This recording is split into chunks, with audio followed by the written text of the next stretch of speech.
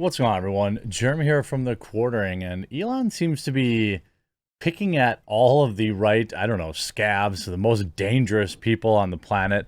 Some, we say this ironically, and others, like I'm starting to get legitimately concerned. His feud with Bill Gates is mostly one directional. It's cringe how, like, to me, very clearly, both Bill Gates and Jeff Bezos are like totally jealous of him. And it's like, these are billionaires. You know, Bill Gates, obviously very famous for stealing an operating system and having a nice rack. Elon, pushing men forward, the humanity forward on many fronts, including space, providing internet for the most, most underserved groups in the world, and, pushing forward electric cars and sending spaceships to Earth and then landing them, making them reusable. Bill Gates eats bugs and wants you to do it too. Meanwhile, he's buying up all the farmland. I'm sure it's completely unrelated, but yeah, eat the bugs, according to Bill Gates. And a lot of people are trying to point out some suspicious things in their mind or whatever, connections or pictures that Elon was in. Well, he dropped a tweet yesterday that basically names all of the names. George, Hillary, Obama, and it's very, very curious. So curious indeed, you may want to view it on a brand new computer from Meta PCs. Check this out. Huge shout out to this video sponsor, Meta PCs. Look, you've been around, you know that I've been talking about Meta PCs for a very long time. In fact, it's the primary computer I use. But it's not just because they're a sponsor. It's for so many more reasons. They have fully customizable, configurable PCs, and all the hardest to find parts in stock and ready to go. They also have ready to ship PCs ready for you today. Here's a couple reasons why I like Meta PCs. First and foremost, it's veteran ownership. Meta PCs is a veteran-owned business. One of Meta's owners has served both in Afghanistan and Iraq and received a Purple Heart for his service. Meta also employs military veterans in Meta's operations center and also provides systems to veterans going back to school to help them re-enter the workforce all across the United States. They offer financing. It has 100% US-based sales and support. And when you receive your PC, it's ready to go right out of the box. You don't have to get complicated and set things up. You just plug it all in and you're ready to rock. And on top of that, Meta PCs is offering you, my viewer, a huge discount when you use the link in the description or you use promo code TheQuartering. If you use my code at checkout, not only do you save money, but you support my content and a company that will not bow to cancel culture. So maybe you're not ready to pick up a new computer today, but when you are, remember to go to metapcs.com and use promo code TheQuartering to support me and to save money. And everybody wins. Now, this started where CNN yesterday had posted this, like, brands should force Elon to carry our hate speech laws. And if they don't, they should pull their money out. And it's basically like an open call from mainstream media for brands to boycott Twitter, for them not to advertise with it if they don't adhere to whatever CNN says is acceptable speech, which Elon, of course, pointed out. Who funds these organizations that want to control your access to information? Let's investigate. And then he says, sunlight is the best disinfectant. And then he drops this tweet where I think my reply to it was, Elon, no! Because, he's going to be in trouble, it seems like. He writes, interesting. I wonder if those funding these organizations are fully aware of what these organizations are doing. And he links this Daily Mail article, revealed George Soros, Clinton, and Obama staffers and European governments are behind anti-Musk campaign to force big tech corporations to boycott Twitter after Elon demanded to know, quote, who funds these organizations. I mean, let's take a moment to smash the like button and say rest in pepperonis, Elon. But like, it's like you talk to some people, like I know some people like IRL who maybe are a little too off the deep end, but they make sense on some things. They make, other things are wild.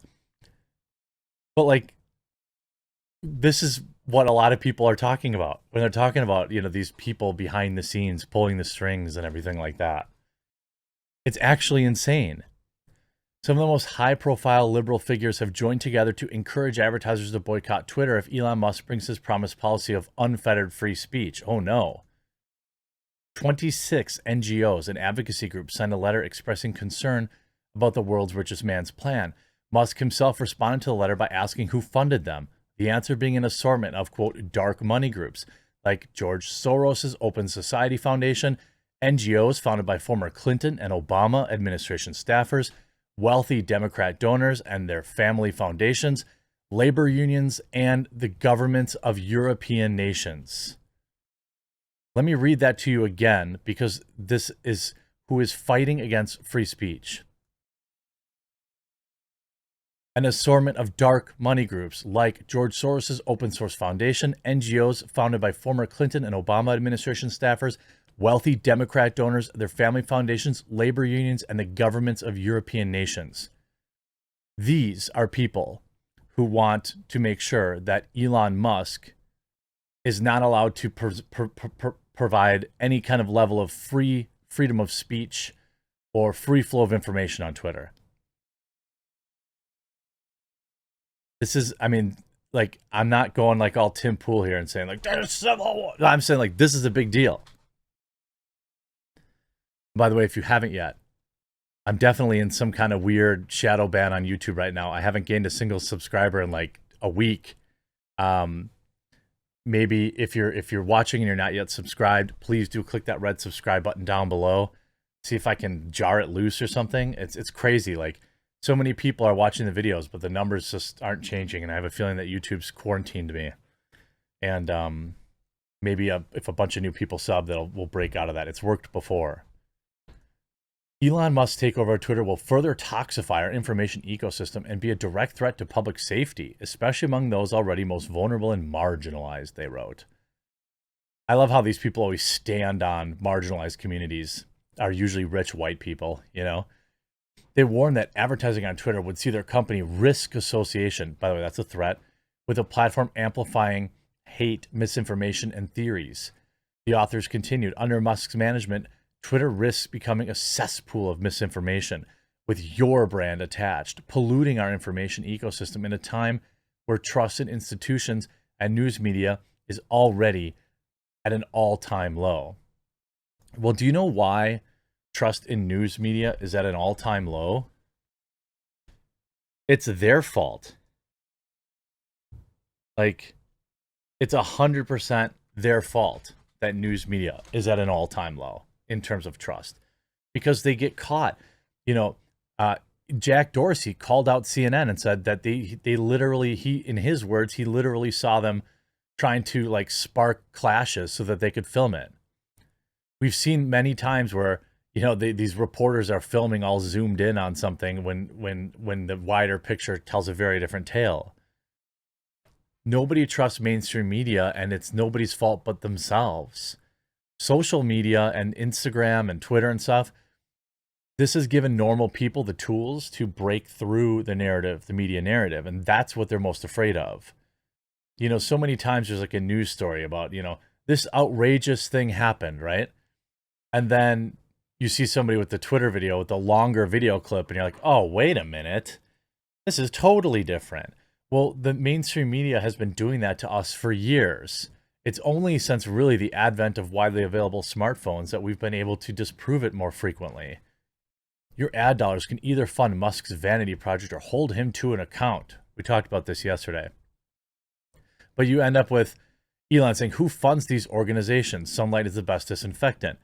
Musk, in response to the letter, tweeted who funds them. Piqued by the critique, he added, sunlight is the best disinfectant. The letter is signed by 26. The 26 groups was sent an headed paper bearing the logos of Accountable Tech, Media Matters for America, and Ultraviolet. Accountable Tech, Nicole Gill, co-founder and executive director.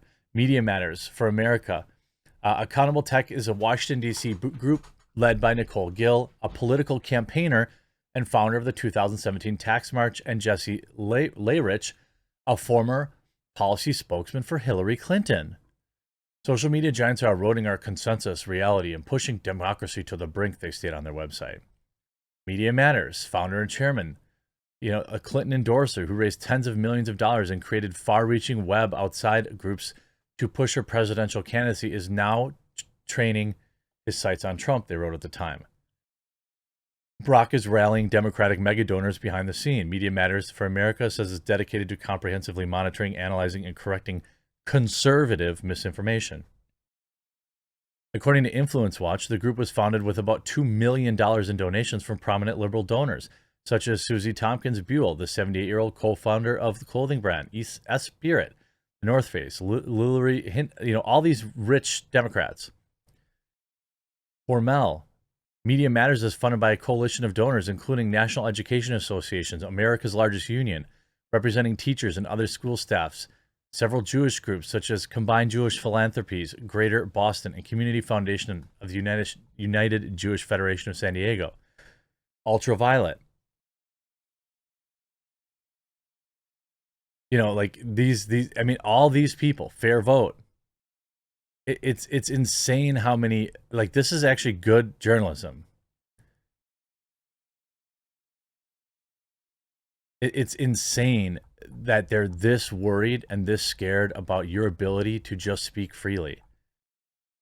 And Elon, he must have some sort of self-deletion wish because, it's insane. You see Cernovich writing, seems weird these huge foundations are allowed to operate as de facto tax-free hedge funds and tax shelters, but aren't required to release any audits of their own activities.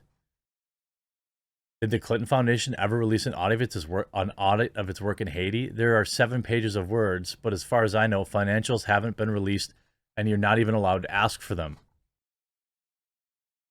This is the kind of stuff that they don't want you to know, and the kind of stuff that's going to become immediately available with less censorship on Twitter, and I'm absolutely here for it. Good luck to you and Godspeed, Elon.